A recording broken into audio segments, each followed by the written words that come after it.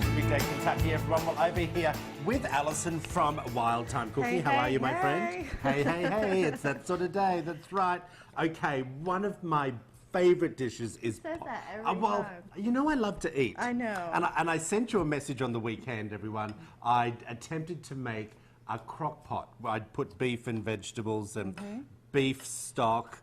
It was a little watery, but the flavour was nice. Okay. Okay. Maybe just too much stock? I'm standing at Whole Foods in the section where you get all the herbs and everything. I had no idea what I had to buy. I had no concept of what to buy. It's all about planning. I'm thinking we need to do a segment where we go to Kroger's or go to Whole Foods and decide what are the basic herbs that you need. Okay. Do you like that idea? I do. All right. Okay. Well, this is one of my favourite dishes. It's pork. Australia is huge when we go to consuming pork. Okay. So talk to me about what we're doing. All right. So I don't know. Do you know the Cuban sandwiches? Have you ever had a good Cuban sandwich? No. Has it just been released because you... Oh, no.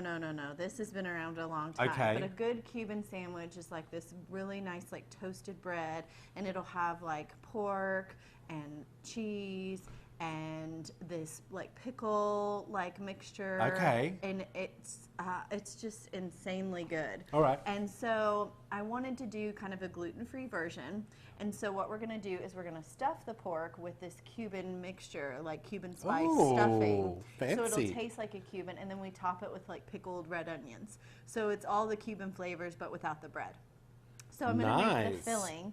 And so it's really interesting. It's bread and butter pickles. Have you had bread and butter pickles? I don't think I have. They're a little Are they the same ones they put on a cheeseburger? Do you want to try one? Yeah, I would like to try one. So they're, no, they're not dill pickles like what you have on a cheeseburger. They're sweeter. So it's like a gherkin. Yeah, well, they're actually sweeter than that. They're called bread and butter pickles. So they're a little sweeter, but they have the taste. Aren't they good? Yeah. So we chop up beans. Have they got a lot of sugar in them? Probably more than like a dill pickle would. Yeah, so bread and butter pickles and then some chopped cilantro. We have them at home and they're called sweet pickled gherkins. Okay, well, yeah. Exact flavour. There you go. Now you know where to find them. I do. B&B Pickles. I really like that. All right, so super simple. Just we have... That looks pretty easy. Yeah, cilantro. Cilantro, the pickles, and then mustard. Okay, so I use a nice, like, spicy brown mustard. Because, you know, I like the heat. Want me to mix that together. We're going to season it with some salt and pepper. Yep. And that's pretty much it for our Oh, filling. that's it? Yeah. So we just That's going to have a lot of mustard in the pork. Yes, so we just put that inside, and then we take just grated Swiss cheese. And I've got one already here ready to go. You can see it's just the cheese and the pickles and everything. But what we've done to the pork tenderloin itself is you butterfly it. Oh. So you butterfly it in the center, you unroll it, and then like with the mallet, you want to pound it nice and thin, Oh, like you would like a cutlet or something like that. So pound it nice and thin. That way you get this nice thin piece. You need me to move this? Because Yeah, that looks like you're going to wrap it up. So you get this nice thin piece of pork, and then we're going to roll it. It does look like a sandwich. Exactly. But we're going to roll it and stuff it. And the way that we're going to hold this together while it cooks is we use twine. Yes. So you use butcher's twine.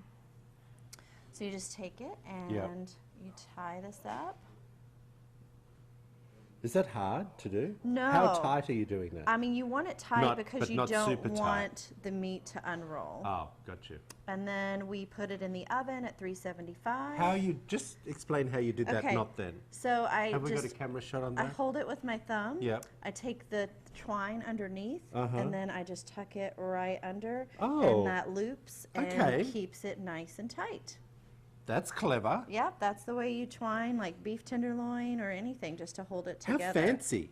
I know. I could do that technique. That is very fancy. Okay, so then we take that and what about this end? Well, I'll go underneath, but for TV and time's sake, I thought we'll just have the one finished. So magically, I've got one finished in the oven, and it's going to come out, and we're going to slice it. And then I take just these beautiful pickled red onions, and I just pickle them in a little bit of red wine vinegar with a little bit of sugar, and just heat it up, and they're perfect. Hey, is this the same as that netting that you get from the stores you see? No, well, I think it's made of something a little different. Right, but okay. And you just chop all this off before you serve. Exactly. Once you cook it, you cut it.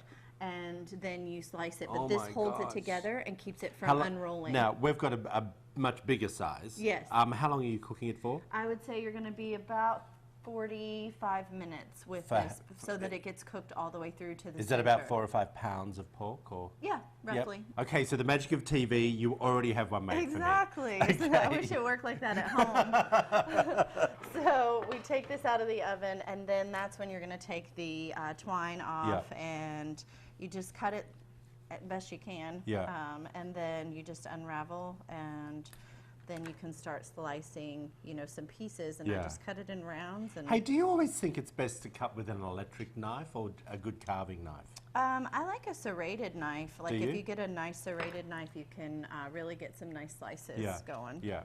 Okay, well, Alison, of course, if you want to find out more about this recipe and all the others that Alison do, head over to wtvq.com/Midday Kentucky. Click on the recipe link. It will all be there. Of course, we appreciate you coming in. I thank can't wait you. to taste this. We'll be right back after this short break.